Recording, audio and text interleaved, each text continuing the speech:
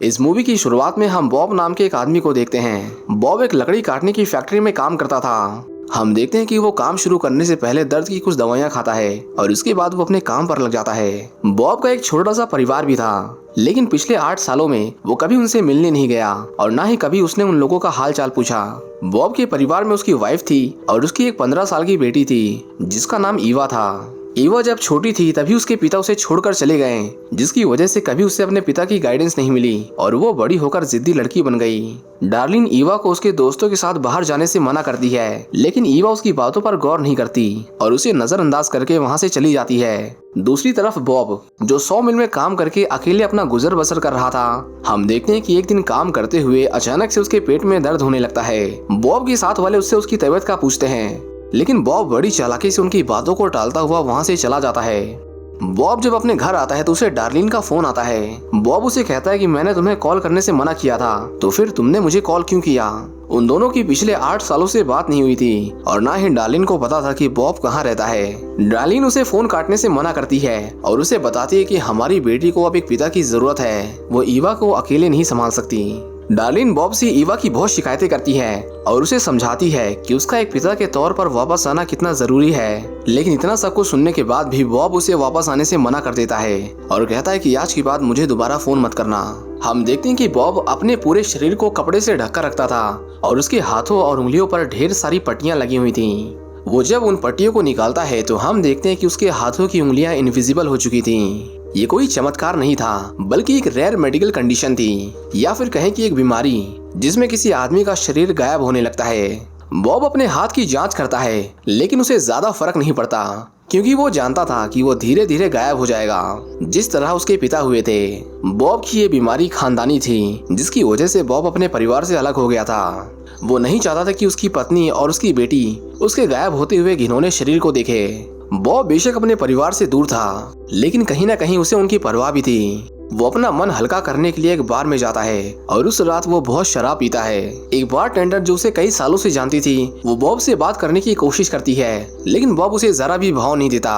हम देखते हैं कि नेल्सन नाम का एक आदमी बॉब के पास आता है और वो उसे कुछ ड्रग्स देता है। बॉब नशे का भी आदी हो चुका था, जिसकी वजह से वो बहुत कम ही पैसे बचा पाता था। नेल्सन उसे बताता है कि अब इनकी कीमत बढ़ चुकी है और उसे इस नए माल के लिए दोगुने पैसे देने होंगे।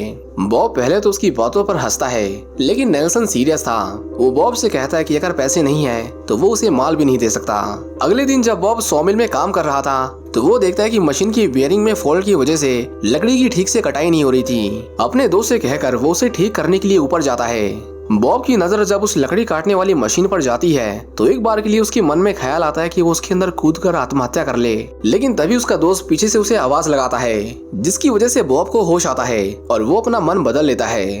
बॉब फैसला करता है कि वो एक बार अपनी बेटी से मिलने जाएगा, क्योंकि इतने सालों में उसे पहली बार अंदर से महसूस हो रहा था कि उसकी बेटी को उसकी जरूरत है। अगले दिन बॉब अपने बॉस से कहता है कि उसे कुछ दिनों के लिए छुट्टी चाहिए। वो उसे छुट्टी का कारण नहीं बताता, इसलिए उसका बॉस उसे शिफ्ट खत्म होने के बाद बात करने को कहता है। बॉब को उसी वक्त वहाँ से जाना था, जिसकी वजह से उन दोनों के बीच में थोड़ी सी बहस हो जाती है। बॉब आखिर में लीव तो ले लेता है, लेकिन उसने अपने बॉस को नाराज कर दिया था। शाम के समय बॉब अपनी बेटी से मिलने के लिए अपने घर की ओर निकल जाता है। उसे समझ नहीं आ रहा था कि इतने सालों के बाद जब वो उससे मिलेगा तो वो उसे क्या कहेगा। उसके दिमाग में बहुत सवाल घूम रहे थे, लेकिन तभी उसे फिर से पेट में दर्द होने लगता है और वो कार से अपना कंट्रोल खो देता है। बॉब की कार सड़क से फिसलकर नीचे गिर जाती है, जिसकी वजह से वो बुरी तरह से घायल हो गया था और उसकी कार भी खराब हो गई थी। वो मदद के लिए नेल्सन को फोन करता है, लेकिन बॉब ने उसकी कार के साथ जो लापरवाही दिखाई थी, नेल्सन उसके लिए उससे बहुत नाराज था। बॉब पास के कॉफी शॉप में जाता है और देखता है कि उसका पेट धीरे धीरे इनविजिबल हो रहा था। इनविजिबल होने का ये प्रोसीजर इतना आसान नहीं था, क्योंकि जब भी उसका कोई अंग गायब होना शुरू करता था तो बॉब को बहुत दर्द होता था। कुछ देर बाद क्रिस्बी नाम का एक आदमी बॉब से मिलने आता है। वो बॉब को बताता है कि तुमने जो उसकी कार के साथ किया है, नेल्सन उससे बहुत गुस्सा है। क्रिस्बी को पता चलता है कि बॉब साउथ की ओर जा रहा था। वो बॉब से कहता है कि इस छोटे से एक्सीडेंट में जो तुम्हारा बड़ा सा नुकसान हुआ है, मुझे नहीं लगता कि तुम उसकी भरपाई करने की हालत में हो। वो बॉब को एक ऑफर देता है। वो कहता है कि उसे साउथ में कुछ जगहों पर अपने ड्रग सप्लाई करने हैं और अगर तुम मेरा ये काम कर दोगे तो उस कार के रिपेयर का सारा खर्च वो खुद उठाएगा। बॉब उसका ये इलीगल काम नहीं करना चाहता था, पर उसके पास नुकसान की भरपाई का और कोई दूसरा रास्ता नहीं था, इसलिए वो इस डील के लिए मान जाता है। इसके बाद क्रिस भी जंगलों में जाता है। वहाँ पर उसे 2 भालू दिखाई देते हैं, जिसमें से वो एक को मारकर उसके दिल को निकाल लेता है। क्रिस भी उसके ऑर्गन को एक आइस बॉक्स में रखकर उसे बॉब को दे देता है। वो उसे एक सेलफोन देता है और उन लोगों के एड्रेस जिनके पास उसे वो बॉक्स डिलीवर करना था।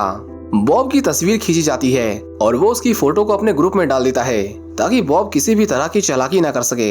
इसके बाद बॉब पूरी रात ड्राइव करके अपने शहर पहुंच जाता है। डार्लिन जब बॉब को देखती है तो वो बहुत खुश हो जाती है। वो उसे हक करना चाहती थी, लेकिन बॉब उसे ऐसा करने से मना करता है। बॉब सिर्फ ईवा से मिलने आया था, पर उसे पता चलता है कि ईवा घर पर नहीं थी। डार्लिन बॉब को शावर लेने के लिए कहती है और उसे कुछ खाना खाने के लिए कहती है, पर बॉब उसे इन सब के लिए मना कर देता है और कहता है कि वो यहाँ पर रुकना नहीं चाहता, वो कहीं बाहर कमरा लेकर रहेगा। उस रात बॉब गराज में ही सो जाता है और जब सवेरे वो सोकर उठता है तो ईवा उससे मिलने आती है। उसकी बेटी उसे देखकर बिल्कुल भी सरप्राइज नहीं थी। वो तो उनसे कोई शिकायत भी नहीं करती। वो दोनों आपस में इस तरह बात करते हैं जैसे कि वो दोनों कभी अलग ही नहीं हुए थे। यहाँ बॉब समझ गया था कि ईवा ने उसके बिना जीना सीख लिया है और उसे उसकी कोई जरूरत नहीं है। इसके बाद बॉब उस आइस बॉक्स को क्रिस्बी के बताए हुए एड्रेस पर डिलीवर करने जाता है। जब उन लोगों को पता चलता है कि बॉब क्रिस्बी का आदमी है तो वो उसकी तलाशी लेते हैं। उस आइस बॉक्स के बदले बॉब को एक पैकेट दिया जाता है जिसे उसे किसी दूसरे एड्रेस पर डिलीवर करना था। ईवा जब अपने घर पर दोबारा लौटती है तो वो इस बार बॉब से अपने ग्रैंडफादर के बारे में पूछती है। बॉब का फैमिली बैकग्राउंड शुरुआत से ही ठीक नहीं था, क्योंकि उसके पिता एक दिन अचानक से ही गायब हो गए थे, इसलिए बॉब को भी उनके बारे में ज्यादा कुछ पता नहीं था। ईवा बॉब से कहती है कि क्या आप मॉल से मिले। बॉब कहता है कि ये कौन है, जिसके बाद वो बॉब के ऊपर हंसने लगती है और उसे कहती है कि आपको जल्दी पता चल जाएगा। दरअसल बॉब के जाने के बाद उसकी वाइफ डार्लिन ने मॉल नाम की एक लड़की से दोस्ती कर ली थी और बॉब को नहीं पता था कि उसकी पत्नी अब एक लेस्बियन है। एवा जब बाजार में भटक रही थी तभी उसकी नजर एक चाइनीज शॉप पर पड़ती है। ये दुकान बहुत बड़ी थी और यहाँ पर किसी भी बीमारी को दूर करने के लिए प्राचीन चाइनीज दवाइयाँ रखी हुई थी। एक औरत ईवा के पास आती है और उसे दुकान में रखी सभी दवाइयों के बारे में बताने लगती है। एवा जैसे वहाँ पर कुछ ढूंढ रही थी, लेकिन उस औरत का अजीब बिहेवियर देखकर वो वहाँ से चली जाती है। इसके बाद एवा अपने दोस्तों के पास जाती है और वो अपना ज्यादातर समय उन्हीं के साथ बिताया करती थी। ईवा और कुछ लड़कों ने प्लान किया था कि इस छुट्टियों में वो कुछ रोमांचक करेंगे, जिसके लिए वो फैसला करते हैं कि रात के समय वो एक मेंटल हॉस्पिटल में जाएंगे जो पिछले कई सालों से सुनसान पड़ा हुआ था। ईवा की दोस्त अमीलिया को बहुत डर लग रहा था, लेकिन जब लड़के उसका मजाक उड़ाते हैं तो उसे भी मजबूरी में हाँ बोलना पड़ता है। रात होते ही वो सभी उस हॉस्पिटल में चले जाते हैं। एक लड़का कहता है कि ये हॉस्पिटल 90 साल पुराना है और अब यहाँ कोई नहीं आता जाता। हमें यहाँ पता चलता है कि ईवा यहाँ सिर्फ रोमांच के लिए नहीं आई थी। कुछ सालों पहले उसके ग्रैंडफादर भी इसी अस्पताल में भर्ती थे और ईवा जानना चाहती थी कि उनके साथ ऐसा क्या हुआ कि वो अचानक से कहीं गायब हो गए। ईवा वहाँ पर अपने ग्रैंडपा के मेडिकल रिकॉर्ड्स ढूंढने आई थी। वो सभी आगे बढ़ ही रहे थे कि तभी उन्हें एक आदमी सफेद कपड़ों में लिपटा हुआ दिखाई देता है। उसे देखकर सभी चीखने चिल्लाने लगते हैं, क्योंकि वो आदमी पलक झपकते ही कहीं गायब हो गया था। ये पूरा हॉस्पिटल भूतिया था और सभी डरकर भागने लगते हैं। इस भगदड़ में एमिलिया गलती से ईवा के ग्लव्स नीचे खींच लेती है और वो देखती है कि उसका आधा हाथ कटा हुआ था। ईवा उसे समझाने की कोशिश करती है, लेकिन वो सभी उसे वहीं छोड़कर वहां से भाग जाते हैं। यहाँ हमें पता चलता है कि ईवा को भी बॉब की तरह इनविजिबल होने की बीमारी थी। उनकी ये बीमारी खानदानी थी और शायद उसके ग्रैंडपा भी इसी बीमारी से सफर कर रहे थे। हम देखते हैं कि बॉब डार्लिन के साथ काफी अच्छा टाइम स्पेंड कर रहा था। इतने सालों में डार्लिन ने कभी भी ईवा को उसके पिता के बारे में बुरा भला नहीं बोला, क्योंकि वो चाहती थी कि ईवा अपने पिता से नफरत ना करे। वो दोनों जब अपने घर आते हैं तो उन्हें पता चलता है कि ईवा काफी देर से घर नहीं आई थी। वो सभी पैनिक करने लगते हैं, क्योंकि वो आज से पहले कभी भी बिना बताए घर के बाहर नहीं गई थी। मॉल बॉब के ऊपर गुस्सा करने लगती है और उसे कहती है कि ये सब उसके आने से शुरू हुआ है। वो दोनों ईवा को ढूंढने जाते हैं और बॉब ईवा के कमरे की तलाशी लेता है, इस उम्मीद में कि उसे कुछ क्लू मिलेगा। एक दराज के अंदर उसे ईवा का फोन मिलता है जिसकी स्क्रीन टूटी हुई थी। बॉब तुरंत उस फोन को ठीक करवाता है और उसके अंदर उसे कुछ मैसेजेस मिलते हैं। उसे पता चलता है कि आखिरी बार ईवा और उसके दोस्तों ने एक मेंटल हॉस्पिटल में जाने का प्लान बनाया था। उसे लगा कि शायद वो अमीलिया के घर होगी, इसीलिए वो पता करने के लिए उसके घर जाते हैं। काफी देर तक दरवाजा खटखटाने के बाद उन्हें पता चलता है कि अमीलिया घर पर नहीं थी। बॉब को वहाँ पर कुछ लड़के मिलते हैं, उनमें से एक को बॉब पहचान लेता है, लेकिन वो लड़के जो कल रात उसके साथ उस हॉस्पिटल में गए थे वो ऐसे बिहेव करते हैं जैसे कि उन्हें कुछ पता ही नहीं था। वो ईवा और उसकी मॉम का मजाक उड़ाने लगते हैं, जिसके बाद बॉब को गुस्सा आ जाता है और वो उन्हें मारने लगता है। इसी बीच उसे क्रिस्पी का फोन आता है। वो बॉब से पूछता है कि उसने अभी तक डिलीवरी की कि नहीं, पर बॉब उसे कहता है कि अभी वो किसी इमरजेंसी में फंस गया है। बॉब जरा भी समझने की कोशिश नहीं करता कि वो टाइम पर डिलीवरी ना करके कितनी बड़ी मुसीबत में फंस गया था। बॉब को याद आता है कि पिछली ही रात एवा अपने ग्रैंडपा के बारे में पूछ रही थी। उसे लगा कि शायद वो उस हॉस्पिटल में गई होगी जहाँ उन्हें आखिरी बार भर्ती किया गया था। वो दोनों तुरंत उस हॉस्पिटल में जाते हैं, पर गेट पर सिक्योरिटी गार्ड्स उन्हें अंदर जाने से रोक लेते हैं क्योंकि उनके पास कोई अपॉइंटमेंट नहीं थी। डार्लिन उसे बताती है कि उसकी बेटी खो गई है और उसे लगता है कि वो अंदर है, लेकिन वो गार्ड बिल्कुल भी कोऑपरेटिव नहीं था। बॉब और उस गार्ड के बीच में बहस हो जाती है, जिसके बाद बॉब जबरदस्ती हॉस्पिटल के अंदर घुस जाता है। हम देखते हैं कि वो गार्ड उस पर अपना गुस्सा निकालने के लिए बॉब को अरेस्ट कर लेता है और उसे डिटेन कर लिया जाता है। हॉस्पिटल का स्टाफ उनकी परेशानी समझता था, इसलिए पूरे अस्पताल के सीसीटीवी कैमरास चेक किए जाते हैं, लेकिन काफी छानबीन के बाद भी उन्हें एवा के वहाँ होने का कोई सबूत नहीं मिलता। एक डॉक्टर डार्लिन को बताती है कि हमें बॉब को डिटेन करना होगा। हमें यहाँ पता चलता है कि वो डॉक्टर बॉब की कंडीशन के बारे में जानती थी, क्योंकि एक समय में उसने बॉब के फादर का भी इलाज करने की कोशिश की थी। दरअसल बॉब के पिता इनविजिबल होने वाली बीमारी से ग्रसित तो थे ही, लेकिन साथ ही साथ वो एक दुर्घटना का भी शिकार हो गए थे, जिसमें उनका शरीर पूरी तरह से जल गया था। डॉक्टर उसे बताती है कि मैंने तुम्हारे परिवार से झूठ बोला कि तुम्हारे पिता की मौत हो चुकी है। वो उसे एक कमरा दिखाती है जहाँ उसके पिता को कई सालों तक रखा गया था ताकि वो उसकी बीमारी का इलाज ढूंढ सके। बॉब को यकीन नहीं होता कि उसके पिता अभी भी जिंदा हैं और वो इतने सालों से इसी हॉस्पिटल में थे। उस रात जब वो सो रहा था तो कोई उसके कमरे का दरवाजा खोलता है। बॉब के कान में चुपके से एक आवाज आती है जो उसे कह रही थी कि उसे एवा को जल्दी ढूंढना होगा। बॉब की जब नींद टूटती है तो वो देखता है कि वहाँ पर उसके कपड़े और हॉस्पिटल की चाबियां रखी हुई थी। बॉब जरा भी देरी नहीं करता और रात को उस हॉस्पिटल से भाग जाता है। बॉब अपने घर आता है जहाँ मॉल उसे देखकर बिल्कुल भी खुश नहीं थी। इसी बीच क्रिस्पी बॉब को एक बार फिर से फोन करता है और इस बार वो बहुत गुस्से में नजर आ रहा था। टाइम पर डिलीवरी ना होने की वजह से क्रिस्पी का बहुत नुकसान हो रहा था। वो इतने नुकसान के बाद भी बॉब को शांत दिमाग से समझाता है कि वो डिलीवरी उसके लिए कितनी इंपॉर्टेंट है, लेकिन बॉब उससे ठीक से बात नहीं करता और उसका फोन काट देता है। बॉब को समझ नहीं आ रहा था कि वो ऐसी सिचुएशन में क्या करे, लेकिन तभी उसे एमिलिया का मैसेज आता है। एमिलिया उससे माफी मांगती है क्योंकि जब वो उसके घर आया था तो एमिलिया अंदर ही थी, लेकिन अपने डैड के डर से वो बाहर नहीं आई। इसके बाद बॉब गुस्से में उसके घर जाता है और एमिलिया के डैड का गिरेबान पकड़कर उसे बहुत धमकाता है। एमिलिया उसे बताती है कि उस रात वो सभी मेंटल हॉस्पिटल गए थे, लेकिन उसके बाद से ही वो ईवा से नहीं मिली है। एमिलिया उसे ईवा का बैग देती है और जब बॉब उस बैग को खोलता है तो उसे उसके अंदर एक चाइनीज टी बैग मिलता है। बॉब को याद आता है कि ऐसा ही एक बैग उस आदमी ने भी उसे दिया था जिसके यहाँ उसने उस भालू के ऑर्गन की डिलीवरी की थी। वो तुरंत उसके पास जाता है और उसे अपनी बेटी के बारे में पूछता है। उसे मारने के लिए बॉब के हाथ में हथियार था, क्योंकि उसे लगा कि शहर में जो लड़कियां गायब हो रही थीं, उसके पीछे इसी आदमी का हाथ है। वो आदमी उसे कहता है कि उसके भी बच्चे हैं और वो इस तरह के काम नहीं करता।